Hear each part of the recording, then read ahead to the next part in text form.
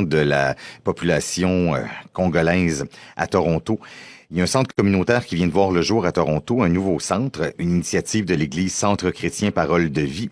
Centre qui a été mis sur pied grâce au financement de l'initiative du gouvernement fédéral qui a pour nom appuyer les communautés noires du Canada. On va en parler avec Patrick Makembo, qui est le directeur de ce nouveau centre. Monsieur Makembo, bonjour. Merci de m'avoir invité. Félicitations pour ce nouveau centre qui est issu d'une église. Est-ce qu'il va y avoir des services à connotation religieuse, donc, avec votre centre? Non, pas du tout. C'est vrai que l'initiative, ça vient peut-être d'une église, mais nous voulons que ça puisse être totalement ouvert à tout le monde, en fait. Donc, c'est un centre public. C'est une branche, effectivement, de CCPV Toronto, mais ça, c'est Centre chrétien, c'est CCPV Toronto Community Center, le centre communautaire de CCPV Toronto. Donc, c'est ouvert à tout le monde. Pas de connotation religieuse du tout. Quand vous dites tout le monde, est-ce que c'est toute la communauté congolaise, toute la communauté immigrante, toute la communauté francophone? J'essaie de comprendre. Alors, dès le départ, comme vous l'avez dit, donc vu l'initiative par rapport au gouvernement que nous remercions, les subventions que nous avons eues, c'est vraiment ciblé par rapport à la communauté noire de Toronto, francophone, aussi bien que anglophone, toute la communauté noire. Et pour offrir quel service au juste, ou quel nouveau service?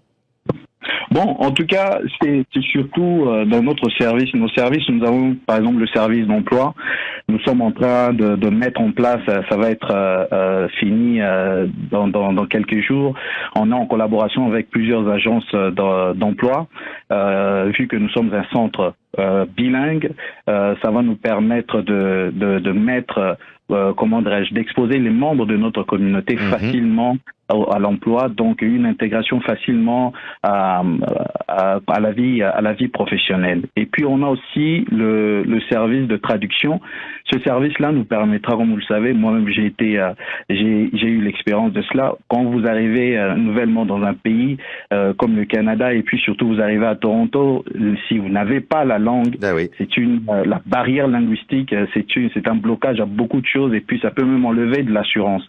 Donc nous avons ce service-là de traduction qui pourra guider les nouveaux membres, en tout cas les membres de notre communauté, où est-ce qu'ils peuvent aller s'inscrire pour la langue, pour l'anglais, ou sinon même être un témoignage pour ceux qui vont arriver, pour dire que si nous avons fait, vous pouvez le faire aussi, et surtout aussi pour l'immigration, parce qu'il y a d'autres documents qui sont juste pour la meilleure compréhension. D'autres personnes ne comprennent pas l'anglais dès le départ lorsqu'ils vont arriver.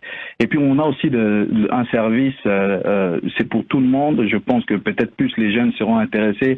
C'est un service des cours de coding, puisque nous sommes à l'ère de la technologie, permettre aux membres de notre communauté, puisque sans cela, on sera un peu, on est dépassé, mais vraiment qu'on puisse être déjà à jour par rapport au coding, par rapport à la technologie. Donc faire face, avoir ces outils-là nous permettrait, si du moins à notre niveau, ça c'est ce que nous apportons aux membres de notre communauté. Si ce n'est que pour citer ceux-là, en fait. Dans les notes qu'on m'a remis, on parlait d'ateliers. Est-ce que c'est ce dont vous venez de parler, là, de la programmation, ou c'est autre chose, des ateliers? Les ateliers, ça va être en plusieurs, ça sera à plusieurs niveaux. Nous aurons des ateliers pour parler des finances, pour mieux faire comprendre à notre communauté d'autres informations qu'ils n'ont pas, puisque nous pensons et nous croyons que ce centre communautaire va donner accès à la connaissance et surtout aux bonnes informations aux membres de notre communauté. On aura par exemple des ateliers aussi par rapport à l'assurance, ce qui est parfois une méconnaissance au niveau de notre communauté. Donc ça nous permettra vraiment si je peux dire, d'ouvrir cette branche-là et de permettre aux membres de notre communauté d'avoir accès à une meilleure connaissance, ici du moins plus profonde par rapport à l'assurance, et à d'autres ateliers qui seront ouverts. Et je voudrais juste préciser que les intervenants qui viendront le faire, ça sera tous des intervenants noirs. Il y a une raison plus simplement parce que nous voulons que surtout la nouvelle génération voit un exemple, des modèles que nous pouvons le faire ensemble, puisqu'ensemble nous sommes plus forts. Parlons de logistique en terminant. Pour vous trouver, est-ce que vous êtes virtuel, présentiel? Les gens qui veulent avoir accès à vos services, comment font-ils? En tout cas, grâce aux subventions du gouvernement canadien, nous avons été en mesure d'avoir les équipements de pointe. En tout cas, les ateliers peuvent être au niveau, ceux qui ne peuvent pas être sur place, on est en mesure que cela puisse être à distance et à présentiel. Donc, les gens peuvent venir. Mais l'idéal, c'est d'amener les gens à venir sur place, vu que maintenant encore les restrictions de Covid petit à petit commencent à être levées. Donc ça, c'est une bonne nouvelle pour nous. Et vous êtes où?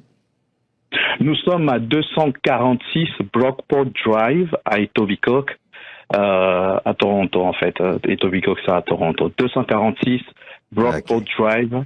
Le numéro, c'est le 30, numéro 30. Patrick Mackenbo, vous êtes directeur de ce nouveau centre communautaire, donc, qui va offrir tout plein de services à la communauté de Toronto, aux gens qui ont la peau noire, de différentes communautés. Grand merci d'avoir pris le temps de mieux nous expliquer les services offerts par votre nouveau centre, M. Mackenbo. Merci beaucoup. Merci de m'avoir invité. À bientôt. Bonne soirée. Bonne soirée. Au revoir. On va écouter maintenant un extrait du tout premier album de Bob Dylan. C'est un album qui célèbre ses 60 ans ces jours-ci, puis on reparle du disque avec Félix tout de suite après. Well, I don't know why I love you like I do. Nobody knows.